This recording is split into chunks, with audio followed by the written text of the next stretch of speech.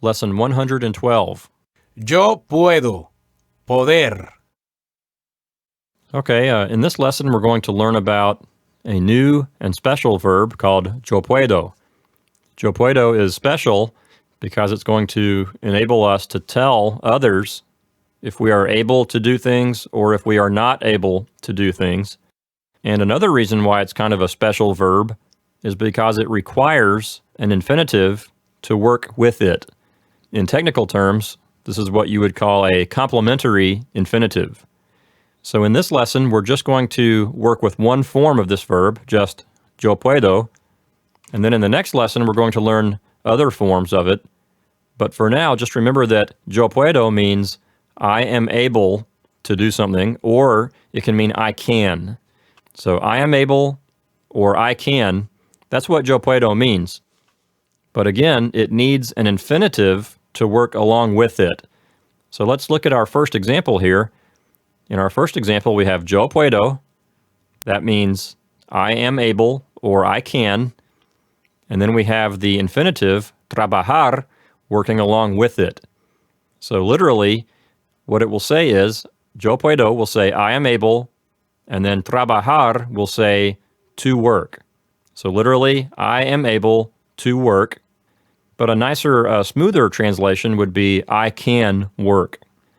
In our second example, we have yo puedo again. That means I am able or I can. And then caminar means to walk. Again, this infinitive here, caminar, is going to work in tandem with yo puedo. They're going to work together to make a sentence.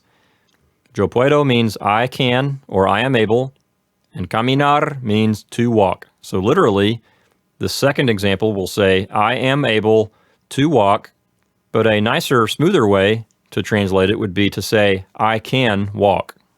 And if we want to, we can throw in the word no to show that we cannot do something. Like in the third example here, we have yo no puedo, and that means I am not able or I cannot. But we still need the complementary infinitive here, in this case, comprar, which means to buy.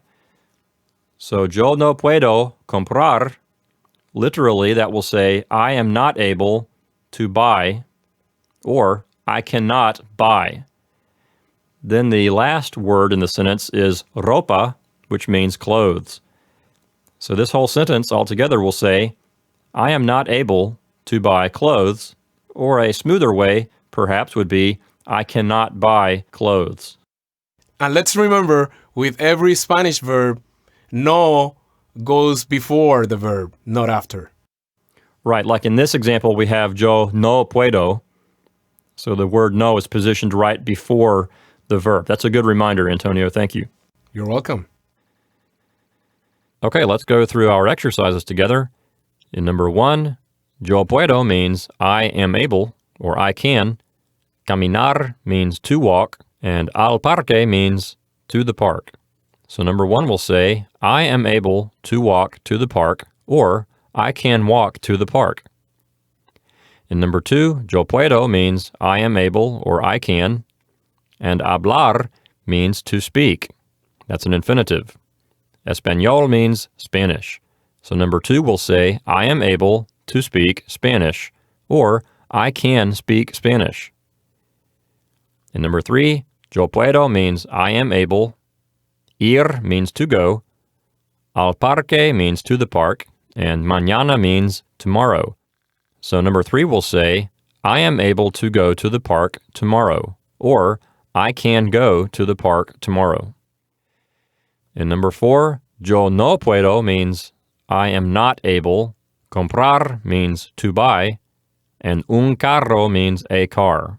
So number 4 will say I am not able to buy a car, or I cannot buy a car.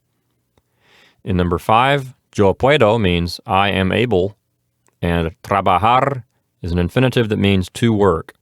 So number 5 says I am able to work, or I can work. In number 6, nosotros queremos means we want. Comprar means to buy. Ropa means clothes. And hoy means today. So number 6 says we want to buy clothes today. In number 7, ella no necesita means she does not need. Comprar means to buy. Ropa means clothes. Pero means but. And then we have the verb quiere. That's third person singular, and the subject of that verb is ella, which is the first word of this sentence. Ir is an infinitive that means to go, and al centro comercial means to the mall. So number 7 will say, she does not need to buy clothes, but she wants to go to the mall.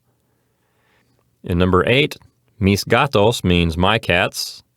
Son is a third-person plural verb of being, and that goes along with mis gatos. So mis gatos son will say my cats are. And then finally, mis amigos means my friends. So number 8 says, my cats are my friends. In number 9, we have a question that involves formal speech. Usted is the subject, and the verb is tiene. Together, those two words say you have, but here they're a question, so we'll really translate them as do you have? Unos is an indefinite plural article that means some or a few, and niños means children. So number 9 will say, do you have some children? In number 10, nunca vamos means we never go, and a la playa means to the beach. So number 10 says, we never go to the beach.